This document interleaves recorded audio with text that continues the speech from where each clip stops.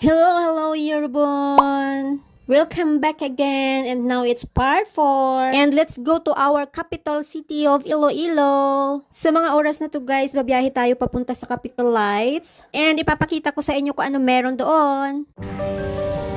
Actually guys, ang ganda na talaga ng Iloilo ngayon. Super! Nakaka-amaze lang kasi dati wala pa tong mga ito oh.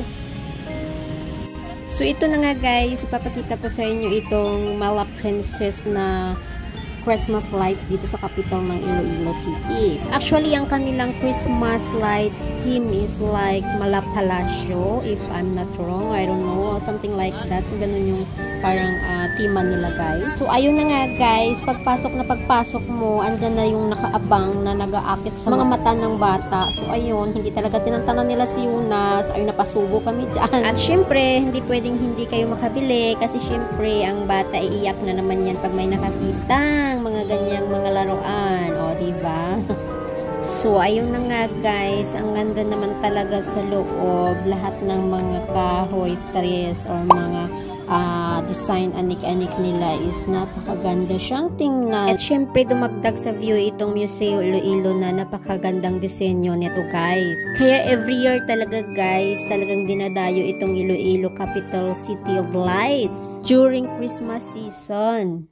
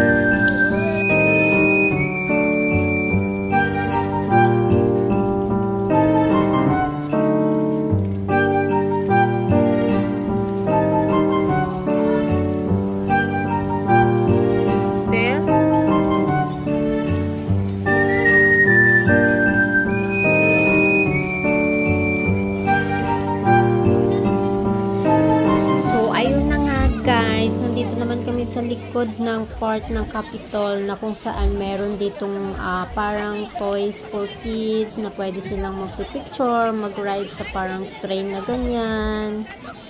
Sure? And of course, meron din sila dito guys ng mga parang food kiosk or mga damit, parang mga bargain or something na mga apparels and mga accessories and mga food stalls. So parang kumplito na rin guys pag pumunta kayo dito.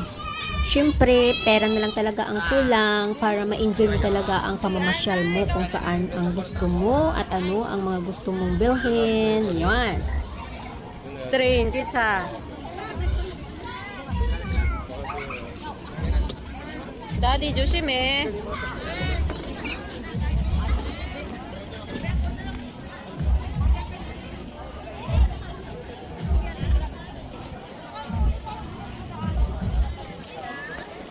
And syempre guys, yung talagang view ng buong capital city of Iloilo. So tara, pasok tayo sa loob kung ano meron dito sa loob ng Capitol. And syempre, pagpasok mo, kita mo na kaagad dyan si Ginoong Jesucristo. Jesus Christ was born. And yan. So ayun na nga guys, napakaganda naman talaga ng view dito sa loob. Mga palasyo talaga ang Capitol ng Iloilo. So ayan, ma-amaze at mamangha ka talaga guys pag nakita mo sa personal ito, malapalasyong view ng Capitol ng Iloilo. So, pagkatapos ng ikot-ikot, hanap naman ng makakain. O, diba? Barbecue and samgyeopsal. Samgyeopsal? So, what do you want? Soy sauce samgyeopsal. You try.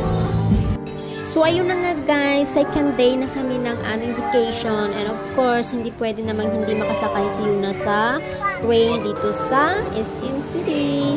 At talaga naman sinulit ang bakasyon sa Iloilo, sa Philippines. Talaga namang binigay lahat. So anyway guys, sa ganitong paraan at least masaya kami at napasaya namin si Yuna sa aming bakasyon kasi yun lamang ang aming gusto, sumaya siya. So ayun lang muna guys for today's video. Bye bye! See you in our next vlog!